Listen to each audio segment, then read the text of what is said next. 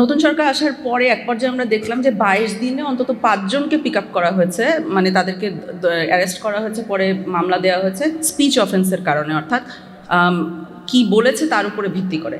পরবর্তীতে আমি দেখেছি সংখ্যাটা মনে হয় বেড়েছে, আমি পরবর্তী এক্সাক্ট ফিগারটা না, বাট 30 দিনে 7 জন এরকম একটা। এবং যেটা লক্ষণীয় সেটা হলো যে কোনো এক জায়গায় হচ্ছে না, অর্থাৎ ঢাকা, ঠাকুরগাঁও, ভোলা, ময়মনসিংহ বিস্তৃত এলাকায় হচ্ছে, অনেকগুলো জেলায় হচ্ছে। দ্বিতীয়ত হলো গিয়ে এনারা এক একজন কোনো বড় কেউ না, মানে একজন পলিটিশিয়ানকে ধরলো বা একজন সাংবাদিককে ধরলো, ব্যাপারটা ওরকমের না। একজন দেখলাম গৃহিণী, আরেকজন কন্টেন্ট ক্রিয়েটার, এখানে অনেকে আপনাদের মতো, আরেকজন দেখলাম রেস্টুরেন্টের মালিক, মানে একজন দেখলাম জাস্ট সিম্পল গ্রামবাসী, উনি পড়তে পারেন কিনা সন্দেহ আছে। আমাদেরকে বুঝতে হবে যে যখন কোনো একটা সরকার এরকমের কাজ করে, অ্যাবসোলুটলি মানে যারা হয়তো রাজনৈতিক পরিসরে তেমন একটা গুরুত্বপূর্ণ ব্যক্তিত্ব না, তাদেরকেও এ ধরনের অদ্ভুত ভাবে অ্যারেস্ট করা হচ্ছে, রাত 1:30টার সময় যে তুলে আনা হচ্ছে, তারপরে মামলা দেওয়া হচ্ছে, এবং যেটা যখন গোটা দেশ জুড়ে ঘটছে এবং খুব অল্প সময়ের মধ্যে ঘটছে, তখন এটাকে আইসোলেটেড ইনসিডেন্ট হিসেবে দেখার সুযোগ খুব কমে যায়। এখানে আমাদেরকে চিন্তা করতে হবে সরকার এখানে আসলে কী করার চেষ্টা করছে, পিছনের অন্তর্নিহিত কারণটা একটু চিন্তা করা উচিত। অন্তর্নিহিত কারণটা হলো ভয় সঞ্চারণ করা, ভীতি সৃষ্টি করা। তখন আপনি চিন্তা করবেন যে আচ্ছা এটা লিখলে কি, ওই যেটা আগে ছিল যে ডিলিট করো না হলে সমস্যা হবে, ডিলিট করো না হলে সমস্যা হবে, ফেরত আসার একটা চিন্তা হবে না, এখানে আমরা দেখতে পারি। এবং আমরা পূর্বে দেখেছি যে যখন আমি মাঝে মাঝে দেখি এই ধরনের কেসগুলোর ক্ষেত্রে যে জুনিয়ররা যখন বেল পান তখন ফেসবুকে ভরে যায় যে উনি বেল পেয়েছেন আলহামদুলিল্লাহ। অ্যান্ড আই থিঙ্ক যে এটা আসলে মিসআন্ডারস্ট্যান্ডিং, এইখানে যা হচ্ছে, এখানে আসলে কি হতে যাচ্ছে এটার বিষয়ে কমপ্লিট মিসআন্ডারস্ট্যান্ডিং। বেল পাওয়া এন্ড অফ স্টোরি না, এরপরে তার এই মামলাটা চলমান থাকবে, ঠিক আছে? তাকে ট্রান্সপোর্ট কস্ট দিতে হবে, যাতায়াত খরচ দিতে হবে। এনারা কিন্তু একদম গ্রামের মানুষ, ওনারা কিন্তু এই খরচ দেওয়ার জন্য প্রস্তুত না। তাকে আইনজীবী একজনকে হায়ার করতে হবে, সে আইনজীবীকে খরচ দিতে হবে, তার বারবার করে ম্যাজিস্ট্রেটের সামনে হাজিরা দিতে হবে। সেই হাজিরা দেওয়ার জন্য আমরা গুম কমিশনে কেস ডিল করতাম, যেখানে ছাত্রদেরকে এরকম তুলে নিয়ে গিয়েছিল, পরে মানে মাসে 4টা করে হাজিরা দিত, সে কিন্তু ক্লাসই করতে পারতো না, মানে এবং হাজিরাগুলো থাকে বিস্তৃত অঞ্চল ধরে, তাকে হয় ঢাকায়, তারপরে নারায়ণগঞ্জ, তারপরে যে চিটাগাঙে, 3টা কেস দিয়েছে, সে এখান থেকে ওখানে যেতে যেতে সে ফতুর হয়ে যাচ্ছে। এটা হলো একটা প্যাটার্নের অংশ, এটা হলো যেভাবে করে ক্রাইমটা করা হচ্ছে, যেভাবে করে মানুষের মধ্যে ভীতি সঞ্চারণ করা হচ্ছে। সো বেল হয়ে গেল আলহামদুলিল্লাহ, ব্যাপারটা আসলে একদমই স্টোরিটা সেটা না। বেল হলো start of the story, not the end of the story. এটা হলো আমার দ্বিতীয় পয়েন্ট, যেটা বলতে চাচ্ছিলাম। তৃতীয় পয়েন্ট হলো যে সেক্ষেত্রে সরকার আসলে এটা, মানে সরকারের ভিতরে যে দুশ্চিন্তাটা থাকে, বা যে কোনো সরকার, এটা শুধু আসলে বর্তমান সরকারের ক্ষেত্রে না, সবসময় যেটা থাকে সেটা হলো যে কতটুক বলবে মানুষ, কতটুক বলবে, কতটুক তাকে সহ্য করতে হবে। কাজে অনেক সময় এটা সত্যি কথা, এটা একদমই সত্যি কথা যে অনলাইন স্পেশালি মানুষ অরুচিকর কথা বলে। অনলাইন কেন, আসলে চায়ের দোকানে টঙেও বলা হয়, কিন্তু অনলাইনে ওটা একটা লিপিবদ্ধ রয়ে যায়।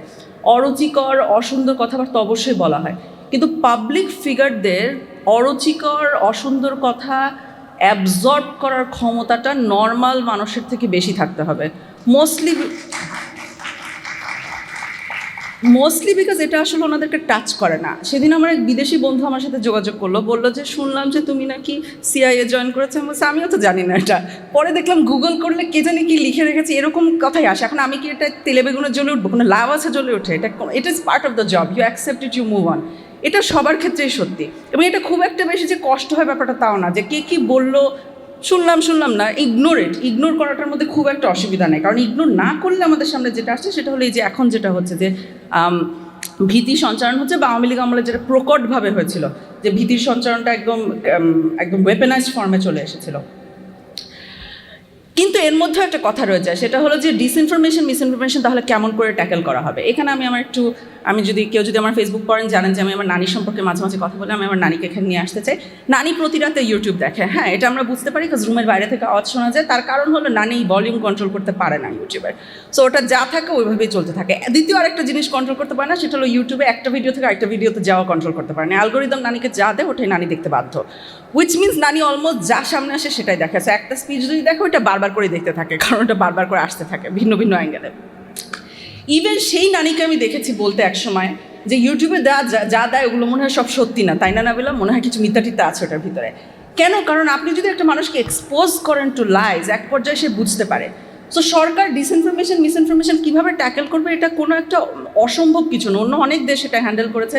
ফিনল্যান্ডের মতো উন্নত বিশ্বের দিকে না তাকালেও চলবে, মালয়েশিয়া ইন্দোনেশিয়ার মতো দেশগুলোর দিকে যদি আমরা তাকাই, তাহলে আমরা দেখব যে পিউনিটিভ মেজার অর্থাৎ মামলা মোকদ্দমা ইত্যাদির দিকে না, যে সরকার যদি সঠিক তথ্যতা বারবার করে একটা বিশ্বাসযোগ্য সোর্সের মাধ্যমে জনসম্মুখে দিতে থাকে, তাহলে মানুষ কিন্তু অনেক বুদ্ধিমান, এবং বাংলাদেশের মানুষ প্রচণ্ড রাজনীতি সচেতন, তারা কিন্তু নিজেই বুঝে নেয় কোনটা সত্যি কোনটা মিথ্যা।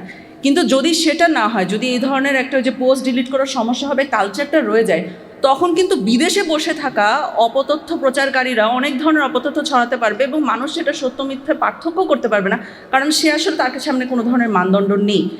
এই জিনিসটা আমাদের মাথায় রাখা উচিত।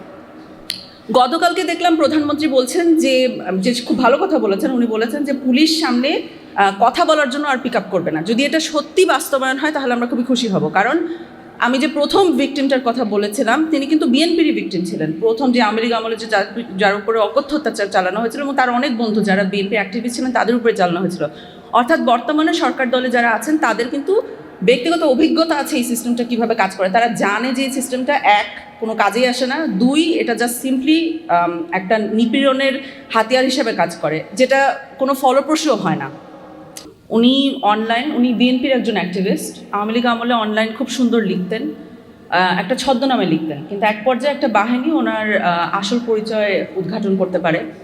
উনি সদরঘাটে ছিলেন, একটা লঞ্চে উঠছিলেন, লঞ্চের ভিতরে বসেছিলেন, তখন বাহিনীর একজন এসে ওনার সেই ছদ্মনাম ধরে ওনাকে ডাক দেয়। যেহেতু ছদ্মনাম ধরে ডাক দেয়, উনি একাই এভাবে করে মাথা তোলেন। উনি যখন মাথা তোলেন তখন ওরা আইডেন্টিফাই করতে পারে উনি কে, এবং ওনাকে ওখান থেকে নিয়ে যাওয়া হয়, গুম করা হয়, অত্যাচার করা হয়, অকথ্য অত্যাচার করা হয়।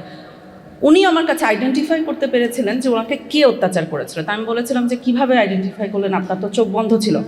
তখন উনি বললেন ওনাকে যখন উল্টা করে পিটানো হচ্ছিল তখন ওনার চোখের যে বাঁধনটা ছিল সেই বাঁধনটা স্লিপ করে, কারণ গ্র্যাভিটি। বাঁধনটা স্লিপ করার সময় উনি নোটিস করেন যে চারপাশে কে কে ছিলেন। পরবর্তীতে উনি মিলান যে ওই সময় যারা ছিলেন তাদের ফেসের সাথে উনি পরবর্তীতে মিলান। ওনাকে কদিন গুম রাখার পরেই ছেড়ে দেওয়া হয়। ছেড়ে দেওয়াটা কিন্তু ছেড়ে দেওয়া না, ছেড়ে দেওয়ার সময় যেটা করা হতো, যেটা আমরা আমাদের রিপোর্টেও দেখিয়েছি, সেটা হলো মিথ্যা মামলা দেওয়া হয়। এক গাদা মিথ্যা মামলা দেওয়া হয়েছিল। সেই মামলাগুলো সবই বিষয়বস্তু একই ছিল, যে তৎকালীন সরকার, তৎকালীন প্রধানমন্ত্রী তাদের বিরুদ্ধে লেখালেখি করেছে। এই জিনিসগুলো হলো গিয়ে হারাম কাজের সমতুল্য, অতএব ওনাকে এখন এটার জন্য দায়ী করা হয়।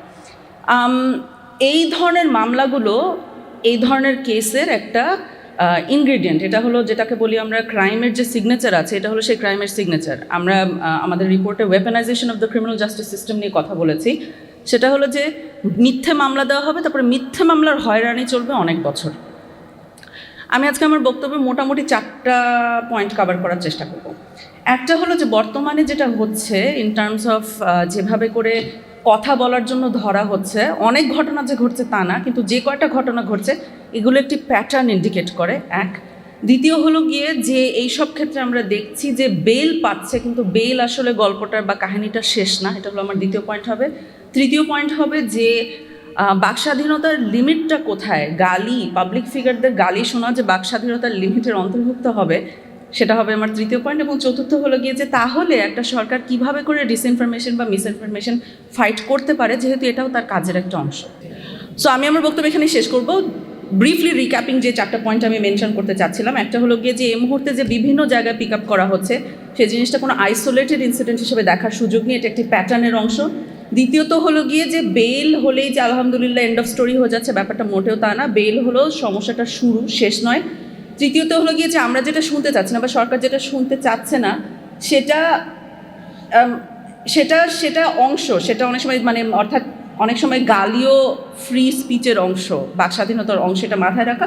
এবং চতুর্থ হলো গিয়ে যে মিসইনফরমেশন ফাইট করা জরুরি, কিন্তু সেটার স্বতঃসিদ্ধ পথ আছে। এভাবে করে মামলা মোকদ্দমা করে সেটা আসলে ফাইট করা সম্ভব না। ধন্যবাদ।